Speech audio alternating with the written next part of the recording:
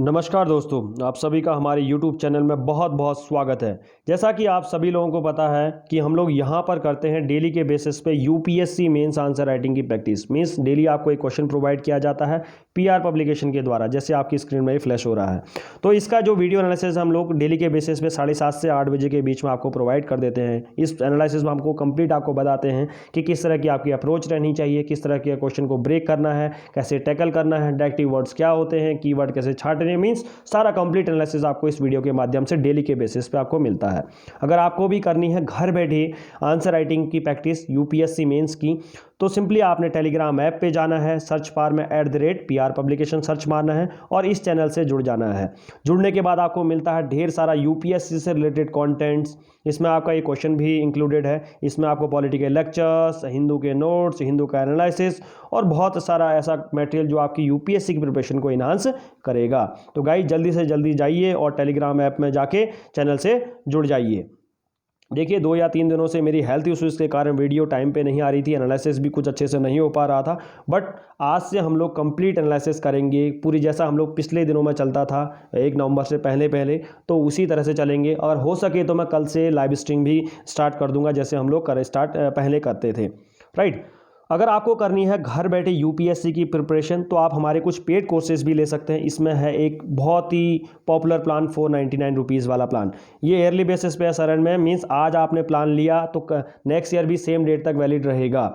इसमें आपको डेली के हिंदू के नोट्स प्लस पीडीएफ मिल जाती है, एनसीईआरटी 6 to 12 के चैप्टर वाइज नोट्स मिलेंगे, फोन गाइडेंस मिलेगी, ऑप्शनल नोट्स मिलेंगे, डेली आंसर राइटिंग मिलेगी और कंप्लीट यूपीएससी गाइडेंस आपको मिलती है, राइट। और सबसे जो इंपॉर्टेंट बात है, इसमें आपको यूपीएससी गाइडेंस मीन्स यहाँ पर दिए गए नंबर पे आपने डायरेक्टली हमें कॉल कर सकते हैं और अपनी प्रॉब्लम्स को रेक्टिफाई कर सकते हैं। अभी तक हमारे पास लगभग 550 से ज़्यादा लोग हमसे जुड़ चुके हैं और वो डेली के बेसिस पे आंसर राइटिंग प्रैक्टिस करते हैं, यूपीएससी की प्रिपरेशन घर बैठे कर रहे हैं। तो जल्दी से जल्दी चैनल को सब्सक्राइब कीजिए और इस प्लान को अवेल कीजिए और आप यूपीएससी की प्रिपरेशन घर बैठे कीजिए। देखिए गाइस, इसके अलावा आपको दिखाता हूँ हमारे जो पेड ग्रुप हैं, इसमें देखिए डेली के बेसिस में इतने लोग 547 से ज़्यादा मेंबर्स हमसे जुड़े हुए हैं। ये डेली के बेसिस पे आंसर राइटिंग करते हैं और सभी को हम लोग इनका एनालिसिस प्रोवाइड करते हैं कि किस तरह से आपको अप्रोच रहनी चाहिए। देखिए करंट नोट्स का भी आपको दिखाता हूँ, इसमें आपको डेली के बेसिस पे देखिए डिस्कस ये क्वेश्चन आपको मिलता है, करंट्स के नोट्स आपको मिलते हैं, जैसे आज एयर क्वालिटी इंडेक्स का GS3 मीन्स सारा कुछ आपको मिलता है। मीन्स टोटल आपको कुछ काम नहीं करना है, करंट अफेयर आपको कहीं से प्रिपेयर नहीं करनी है, आपको बन बनाई चीज़ें मिलेंगी, आपको सिर्फ पढ़ना है। 589 से ज़्यादा मेंबर हमसे जुड़ चुके हैं, राइट। तो गाइज आज हम लोग डिस्कस करेंगे आज के क्वेश्चन को कि किस तरह से आपकी अप्रोच रहनी चाहिए, किस तरह का आपका आंसर लिखना चाहिए आपको, राइट। उसके बारे में कंप्लीट डिस्कस करते हैं। तो प्रश्न पढ़ते हैं। आज है 10 नवंबर 2020 यूपीएससी मेंस का जो क्वेश्चन आपको प्रोवाइड किया गया था और नोट है आपका GS1 का है, ज्योग्राफी में से ये इंक्लूड का क्वेश्चन है, राइट। तो इस क्वेश्चन को हम लोग पढ़ते हैं। क्वेश्चन है, what are glacial outburst, discuss the concerns caused by such phenomena with suitable examples. 250 शब्दों में आपने इस प्रश्न का उत्तर देना था, 250 वर्ड्स में आपने इस क्वेश्चन का आंसर देना था, राइट। अगर मैं बहुत सारे जो विद्यार्थी हैं हमसे हिंदी माध्यम से भी जुड़े हुए हैं, तो उनके लिए प्रश्न बनता है हिमनद विस्फोट या ग्लेशियल आउटबर्स्ट क्या है। सबसे पहला जो क्वेश्चन पढ़ता है क्वेश्चन का जो पार्ट है, उसके बाद बात करते हैं उपयुक्त उदाहरणों के साथ ऐसी घटनाओं के कारण उत्पन्न होने वाली चिंताओं पर चर्चा कीजिए, राइट। 250 शब्दों में इस प्रश्न का उत्तर आपने देना था। तो गाइस सबसे पहले हम लोग जब भी आंसर राइटिंग करते हैं तो आपको एक अप्रोच फॉलो करते हैं, राइट। एक एल्गोरिथम फॉलो करते हैं जो आपकी मेंस आंसर राइटिंग में भी ये काम आएगी। जब भी आप आंसर राइटिंग लिखेंगे मेंस में, यही अप्रोच काम आने वाली है, हर क्वेश्चन में अप्लाई होगी ये। गाइस पहली बार इस वीडियो को देख रहे हैं तो डेली के बेसिस पे जो देखते हैं उनको सारी अप्रोच पता है। ये है उन लोगों के लिए जो पहली बार इस वीडियो को देख रहे हैं और अपनी मेंस आंसर राइटिंग को और स्ट्रांग बनाना चाहते हैं। तो चलिए शुरुआत करते हैं आज के क्वेश्चन को। किस तरह से क्वेश्चन में आपने टैकल करना है, किस तरह का इंट्रो होना चाहिए, किस तरह की बॉडी पार्ट्स में लिखेंगे, हेडिंग्स कैसे बनाते हैं, ये सारी चीज़ें डिस्कस करते हैं। अगर मैं पहले क्वेश्चन के पहले पार्ट्स में देखता हूं तो व्हाट आर ग्लोबल आउटबर्स्ट, सबसे पहला आता है क्या, ग्लोबल आउटबर्स्ट। क्या ग्लोबल आउटबर्स्ट क्या है?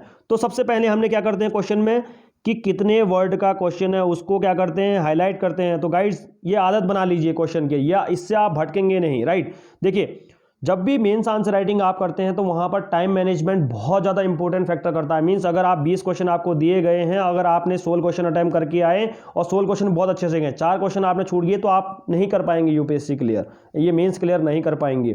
अगर एक ने लिख रखे हैं, इसने 20 से 20 क्वेश्चन को अटेम्प्ट कर दिया और उसने क्या करा, एवरेज आंसर सबका लिख दिया, राइट। जैसा वो प्रिपरेशन पहले से करता है तो उसका सिलेक्शन होगा, आपका सिलेक्शन नहीं हो पाएगा, क्योंकि आपने 4 क्वेश्चन डायरेक्टली मिस कर दिए हैं। वो 15 मार्क्स भी हो सकते हैं, आपके 12 मार्क्स के भी हो सकते हैं, राइट। तो उस चीज़ के बाद जरूर ध्यान दीजिए। टाइम मैनेजमेंट बहुत ज़्यादा इंपॉर्टेंट। टाइम मैनेजमेंट कैसे होता है, इसी तरीके से होता है। सबसे पहले आप क्या करेंगे, 250 शब्दों में आपको क्या कर देंगे, हाईलाइट कर देंगे। जब भी क्वेश्चन पढ़े तो आपको पता चल जाएगा कि 2.5 पेजेस से 3 पेजेस के बीच में आपके आंसर को आपने लिखना है, राइट। सबसे पहली बात हमने हाईलाइट कर दिया। उसके बाद हम लोग क्या करते हैं, कीवर्ड छांटते हैं। देखिए, आज पहली बार अगर आप इस वीडियो को देख रहे हैं, न्यूबी हैं, तो आपको लग रहा होगा कि सर ये तो इतना बहुत ज़्यादा एलाबोरेट करके बता रहे हैं। बट क्या है, जो लोग डेली के बेसिस पे ये कर रहे हैं ना, उनको अभी एलाबोरेट है, इनका सेकंड्स का काम हो जाता है। क्योंकि डेली के बेसिस पे आप एक कोई काम कर रहे होते हैं तो वो ऐसा लगता है कि आप काम ही नहीं कर रहे हैं, बहुत कम टाइम आपका यूज होता है, क्योंकि माइंडसेट उसके अकॉर्डिंग आपका फ्रेम हो जाता है।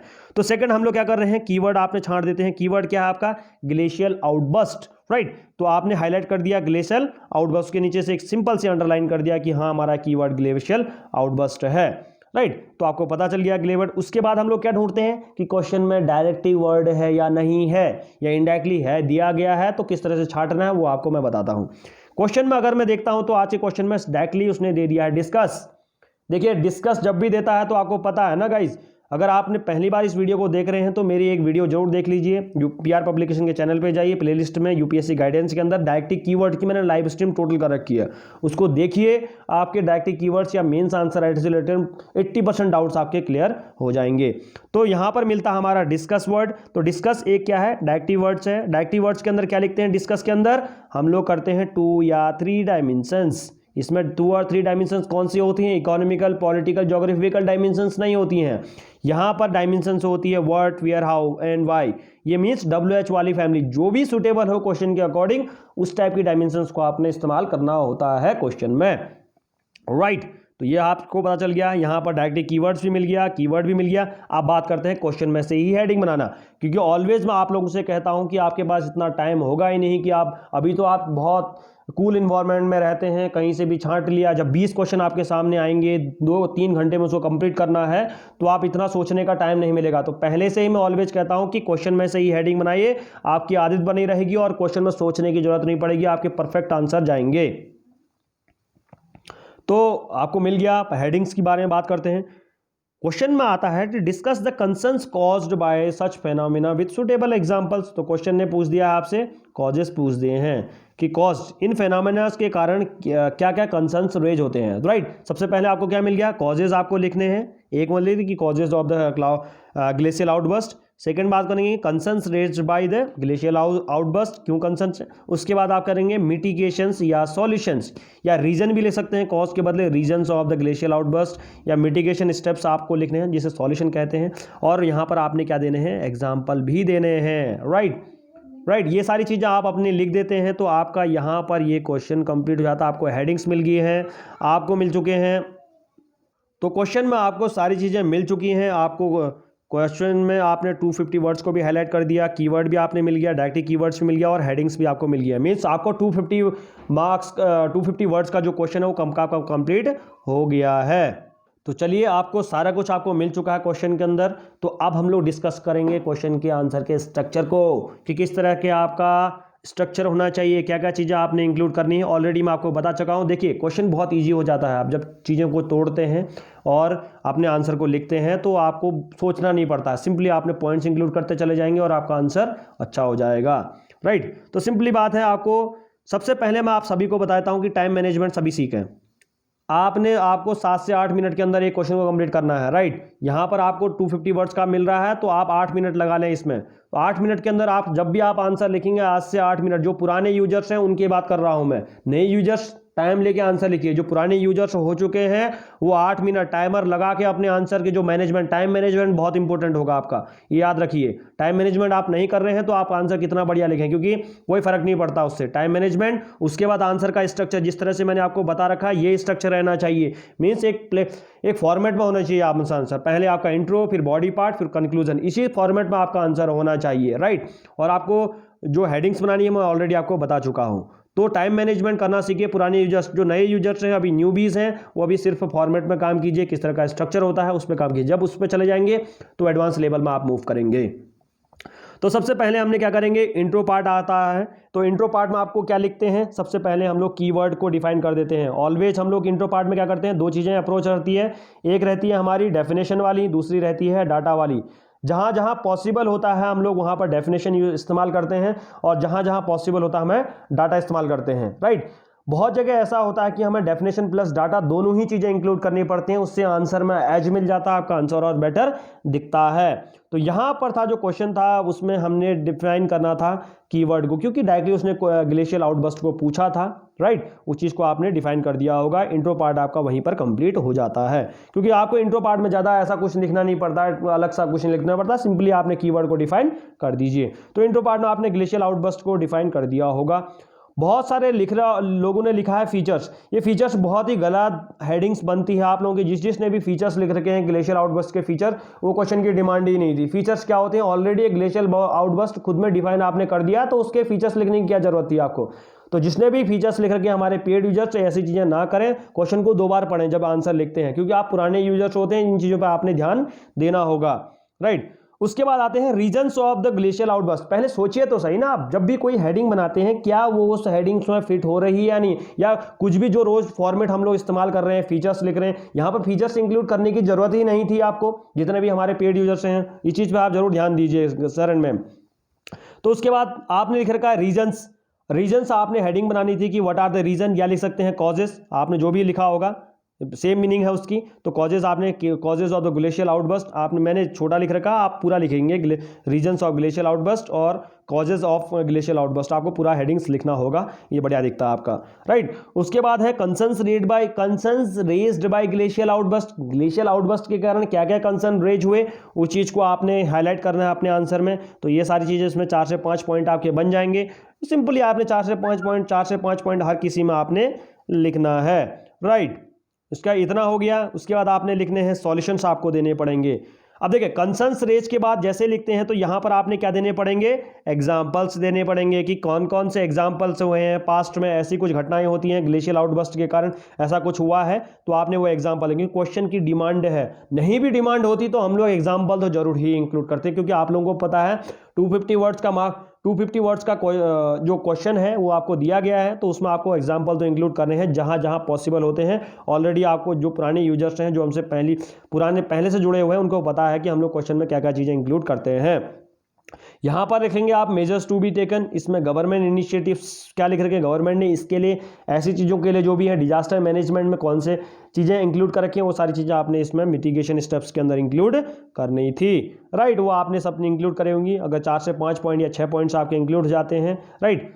तो इस तरह से आपका आंसर यहाँ पर कंप्लीट होता है। कंक्लूजन पार्ट में ऑलवेज आप लोगों से कहता हूँ कि आपका ऑप्टिमिस्टिक, फ्यूचरिस्टिक आपका आंसर होना चाहिए, और क्या बेटर हो सकता है, ग्लेशियल आउटबर्स्ट से किस तरह से बचा जा सकता है, या इनको किस तरह से मिटिगेट किया जा सकता है, इनकी जो ग्लेशियल आउटबर्स्ट की जो प्रॉब्लम्स है उसके सॉल्यूशन निकाले जा सकते हैं। वो सारी चीज़ें आपने अपने कंक्लूजन में लिख सकते हैं। 3-4 से 2 या 3 लाइन का आप कंक्लूजन लिखेंगे तो आपका answer complete. This was the whole analysis of the question कि किस तरह से आपकी अप्रोच रहनी चाहिए और किस तरह से अपने आंसर को आपने लिखना चाहिए। गाइस देखिए, पेड यूजर से हैं या नॉन पेड यूजर से, मैं हर किसी के लिए ये वीडियो बनाता हूं। अपने आंसर को आप घर बैठे चेक कर सकते हैं, अपनी कॉपीज निकालिए, इस एनालिसिस के साथ चेक कीजिए, आपका आंसर आपको मैच कर जाएगा कि आपकी गलतियां क्या कर रखी हैं, आपने क्या क्या चीज़ें इसमें इंक्लूड नहीं कर रखी हैं। क्योंकि पीआर पब्लिकेशन आपको सोर्स भी प्रोवाइड करता है। अगर आप देखें पीआर पब्लिकेशन के चैनल पर, देखिए यहाँ पर हम सोर्स भी आपको प्रोवाइड करते हैं। Why this is the question, ऐसा ये देखिए कि ग्लेशियल आउटबर्स्ट के रिगार्डिंग सोर्स भी आपको प्रोवाइड करते हैं कि कहाँ कहाँ से आपको कंटेंट मिल सकता है, राइट। ऐसा अगर हम डेली के बेसिस पे देख रहे हैं, बहुत सारे क्वेश्चन में आपको तो हम फॉर्मेट भी बताते हैं कि किस तरह का आपको आंसर को लिखना चाहिए, राइट। ये सारी चीज़ें आपको पीआर पब्लिकेशन प्रोवाइड करता है। तो जल्दी से जल्दी वीडियो को लाइक कीजिए और चैनल को सब्सक्राइब कीजिए अगर आप पहली बार इस चैनल को में आए हैं, इस वीडियो को देख रहे हैं। तो गाइज अब हम लोग डिस्कस करेंगे हमारे जो पेड यूजर्स हैं, जो हमसे 550 से ज़्यादा लोग हमसे जुड़े हुए हैं, उनकी कॉपीज़ का एनालिसिस करेंगे। उसमें से एक रैंडम कॉपीज़ को हम चूज करेंगे कि किस तरह से वो आंसर लिखते हैं, राइट। उसमें से सबसे पहले मैं एक कॉपी इस तरह की लूंगा जो हमारे पुराने यूजर्स हैं, राइट, उनकी कॉपी लिखूंगा कि वो किस तरह से अपना आंसर लिखते हैं। एक हमारी है आकांक्षा, जो हमारी जो पुरानी यूजर्स हैं, तो इनका आंसर देख लेते हैं क्योंकि ये उनके लिए है जो हमारे पुराने यूजर्स होते हैं, राइट। एक कॉपी मैं वो भी दिखाऊंगा जो हमारे नए यूजर्स हैं, न्यूबीज हैं, उनकी कॉपीज भी दिखाऊंगा कि आपने किन चीजों पर आपने ध्यान देना है। तो सबसे पहले हम लोग कह रहे हैं क्वेश्चन में, देखिए जब भी आप आंसर लिखें तो इस टाइप का मार्जिन आपने रखना है। तो पहले से आपको आदत बनानी है, जितने भी पुराने हैं या नए यूजर्स हैं, राइट। पुराने यूजर्स को तो ऑलरेडी पता है, और जो पीआर पब्लिकेशन के जुड़ा हुआ है उन्हें ऑलरेडी सब पता है कि किस तरह से हम लोग मार्जिन रखना चाहिए, राइट। इन्होंने मार्जिन रख रखा है, दिस इज गुड। तो पहली चीज हमारी कंप्लीट होती है। दूसरा, अगर कोई भी एग्जामिनर होता है, उस जब भी आंसर आपकी चौकी चेक करता है तो वो स्ट्रक्चर आपका देखता है कि आपने स्ट्रक्चरली आंसर को लिख रखा है या नहीं लिख रखा है, उस चीज़ को आप ध्यान देता है। तो सबसे पहले हम लोग क्या करेंगे, इनके स्ट्रक्चर को देखेंगे कि सबसे पहले उन्होंने क्या डिफाइन कर दिया, glacial outburst is a type of out, define कर दिया। कीवर्ड आपको मिलते ही इन्होंने क्या करा, डिफाइन कर दिया। तो इंट्रो पार्ट्स के अंदर इन्होंने लिख दिया।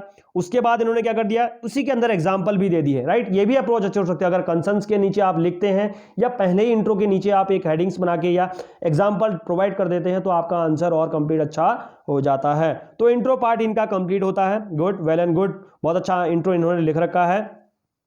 उसके बाद क्या कर देंगे, देखिए सीधे सीधे क्वेश्चन के डिमांड में जो जो क्वेश्चन ने पूछ रखा है वो सारी चीजें इंक्लूड करते चले जाइए। स्ट्रक्चर जैसा क्वेश्चन ने पूछा उसी तरह से आप आंसर में लिखते चले जाएंगे, राइट। कोई इधर उधर की बातें नहीं करेगा, क्योंकि इधर उधर की बातें करने के लिए आपके